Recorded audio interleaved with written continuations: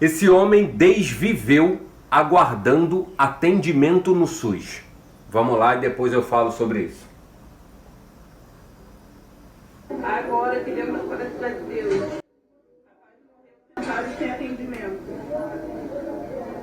Alguém que conhece aí no suporte, eu na família fazendo favor.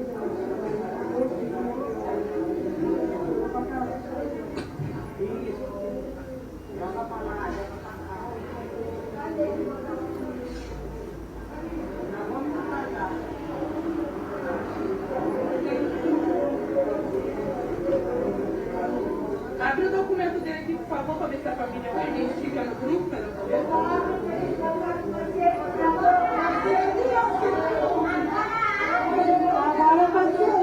Agora você está correto, agora está correto. Aí, ó.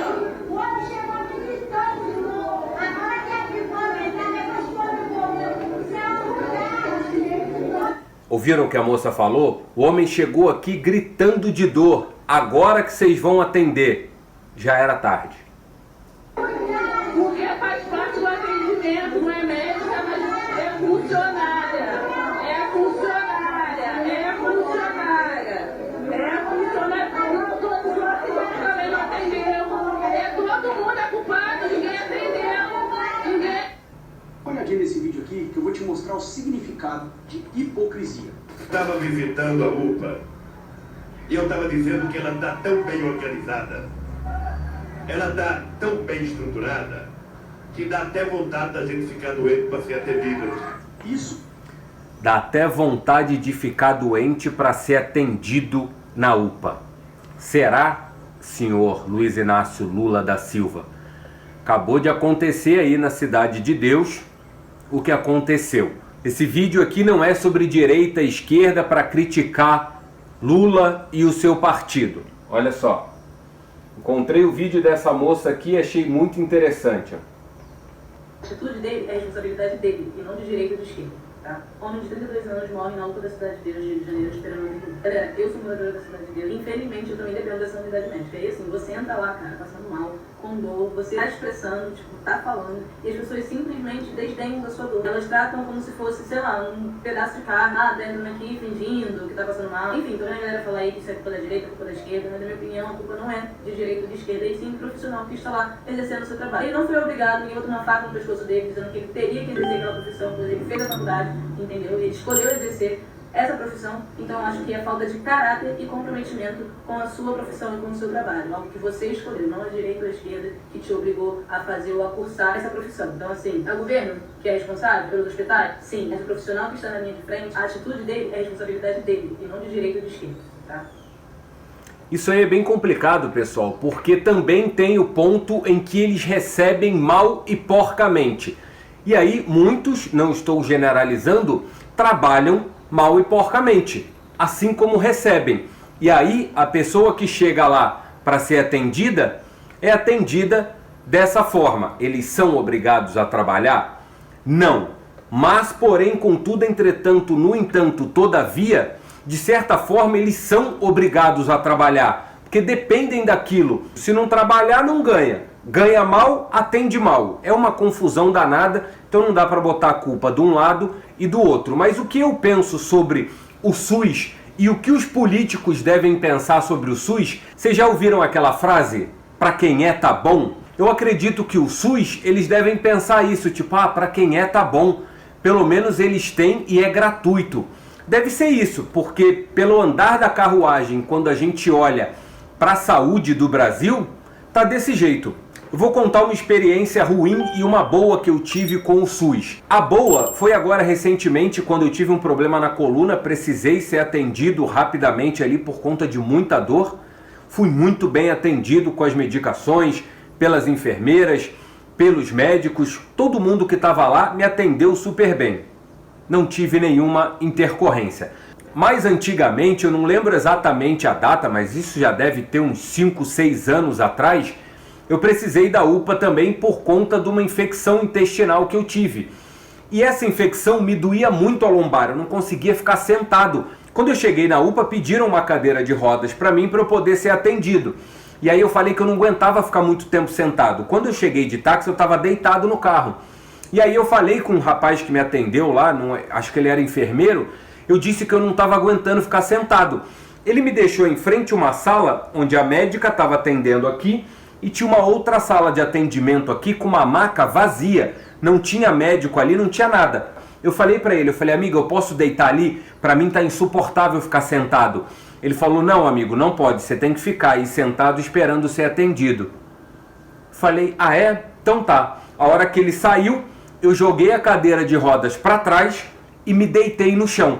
Rapidinho o pessoal veio, meu Deus, o que está acontecendo? Eu falei, eu não aguento ficar sentado. Eu vou ficar deitado aqui até ser atendido pela médica. O que eles fizeram? Rapidamente me pegaram e me colocaram deitado nessa maca. Eles tinham condições de fazer isso? Tinham. Mas eu não sei se eles pensaram que eu estava de frescura, eu não sei o que foi. Ele disse que não podia, com a sala vazia e a maca também. Eu deitei no chão, rapidinho isso foi resolvido. E aí, como eu disse que aqui a ideia não é direita, esquerda, eu trouxe esse vídeo aqui, ó, que retrata muito bem que não adianta a gente ficar tentando bater boca com quem é de direita, tentar ficar batendo boca com quem é de esquerda. Ana Hickman, as defensoras da Ana Hickman, não tem como a gente ficar discutindo com as defensoras da Ana Hickman, com as defensoras da Cíntia Chagas. Por quê?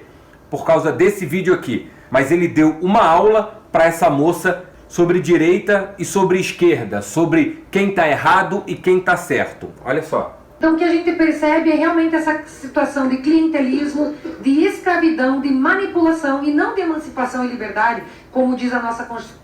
Ela é deputada e o senhor que vai falar com ela é um professor. Ouçam. Federal. E não acesso à terra porque não é dado título. Então, o que a gente está querendo dizer é que esse modelo não funciona, não funcionou. Por isso que a gente está nessa CPI para desmascarar os crimes e para chegar não só à verdade dos fatos, mas também aqui realmente se é para dar terra para as pessoas que elas mereçam efetivamente. Otávio Paz, do Labirinto da Solidão, disse que os indígenas, quando Colombo chegou, não viram as caravelas. Não viram. Elas estavam ali fundeadas, mas não havia cognição para poder representar cerebralmente uma imagem que era absolutamente incompatível com o quadro mental de uma cultura que não tinha elementos para visualizar.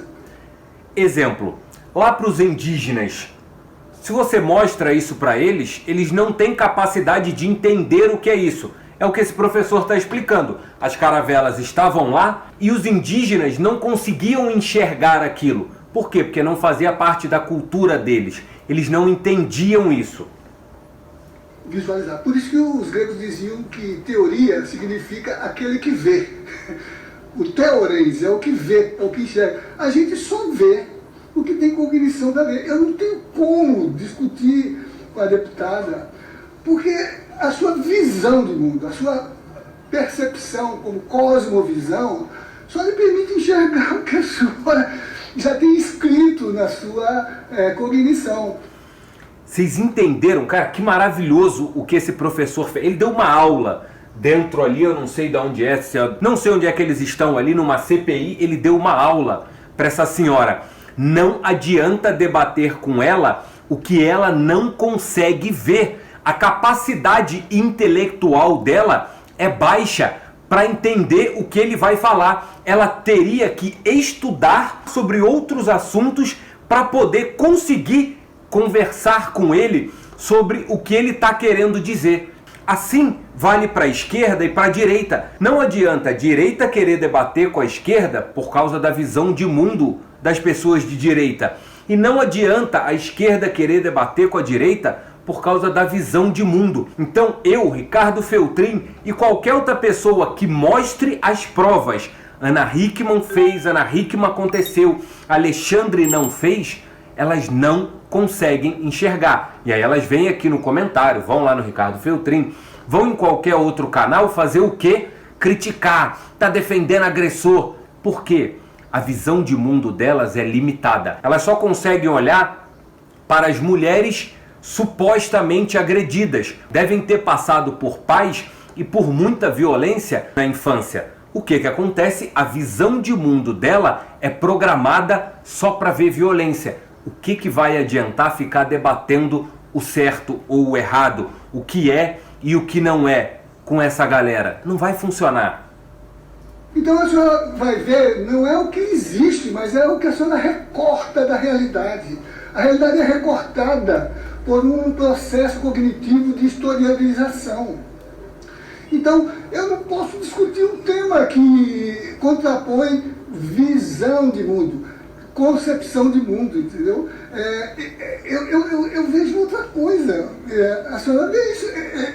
É esse o debate que está aqui, né? O real não é aquilo que existe, mas é a representação que a gente faz do como a gente vê.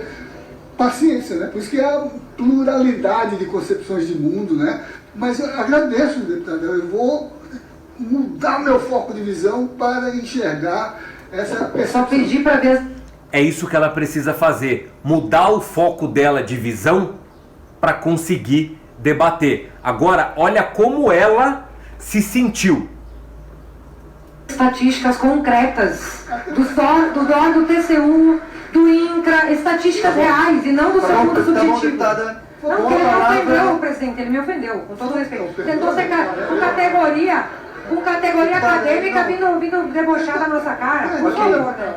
Ele me ofendeu com categoria acadêmica. Ela escutou isso como uma ofensa, não como uma aula. Vocês entendem que não dá para debater com determinadas pessoas que o que você disser educadamente, como esse professor fez e deu uma aula para ela, ela se sentiu ofendida. Tá aqui a lição desse vídeo. Não tente discutir ou debater com alguém intelectualmente inferior que não está disposto a melhorar. Querer ajudar quem não quer ser ajudado. Não vai funcionar. Ficar falando que Lula tá errado, Lula tá certo, a esquerda tá certa e a direita tá errada, a Ana Hickman que tá certa e o Alexandre que tá errado, o Lucas Bove que tá certo e assim, não vai funcionar. Precisamos olhar para o problema, qual é? Cíntia Chagas e Ana Hickman, pelo menos Ana Hickman já foi comprovado, falsas acusações. Cíntia Chagas ainda não. Olhamos para o problema, falsa acusação. Vamos punir quem está fazendo isso. A questão do Uber aqui também, o professor que fez uma falsa acusação contra o Uber. Tem as imagens, agora o falso acusador tem que pagar pelo que ele fez. E assim a gente vai resolver o problema.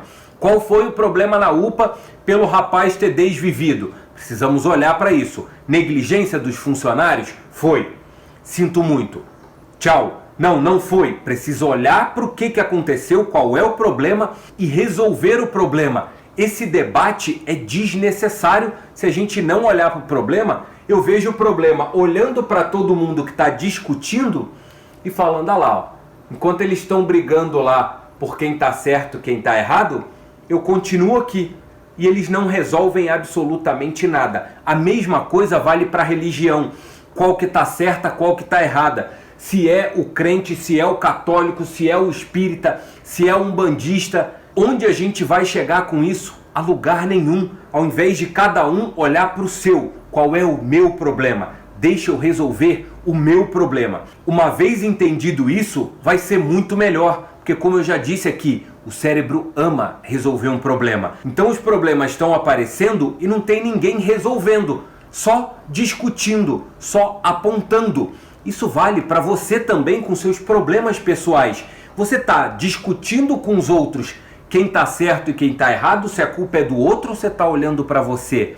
Pô, eu tenho responsabilidade, eu errei, eu tenho um problema. Eu quero resolver o meu problema. Você vai ver as outras pessoas se afastarem. Por quê? Porque você resolveu o seu problema. Antes você ficava discutindo, porque fulano é isso, porque Beltrano aquilo, porque ele acabou comigo. Essa discussão de abuso psicológico vem disso aqui, ó. Ele me ofendeu. Você viu esse professor ofender essa deputada? Eu não vi. Eu não sei vocês. Aí, esse psicólogo traz uma reflexão que eu falo isso para os meus clientes na terapia. Eu tenho absoluta certeza do que eu falo. Eu não tenho a menor ideia do que o outro escuta. mesmo que eu esteja de outro. Boa. Porque o outro vai sempre escutar partindo do repertório dele, da história de vida dele, do que ele consegue. Então, às vezes, eu estou absolutamente elogiando uma pessoa e ela sendo profundamente ofendida. E isso depende muito da subjetividade de cada um. É o que aquele professor fez. Ele estava ensinando ela, ele não estava ofendendo ela. Como é que ela ouviu aquilo? Como uma ofensa. A gente precisa entender que o que eu falo, eu sei, mas eu não sei o que o outro vai escuta. escutar. Então é sempre muito importante perguntar, tá, agora me diz, o que foi que eu te disse? Isso. Faça isso. Quando você disser algo para alguém, esse alguém que minimamente quer escutar o que você tem para dizer, pergunte para ele ou para ela, o que você entendeu do que eu disse? E aí a pessoa vai te devolver, aí você vai saber, bom, ele ou ela entendeu exatamente o recado que eu quis passar. Ou ela vai te devolver e você vai falar, não foi isso que eu quis dizer. Isso melhora muito a comunicação. Mais uma aula aqui para vocês sobre viés de confirmação.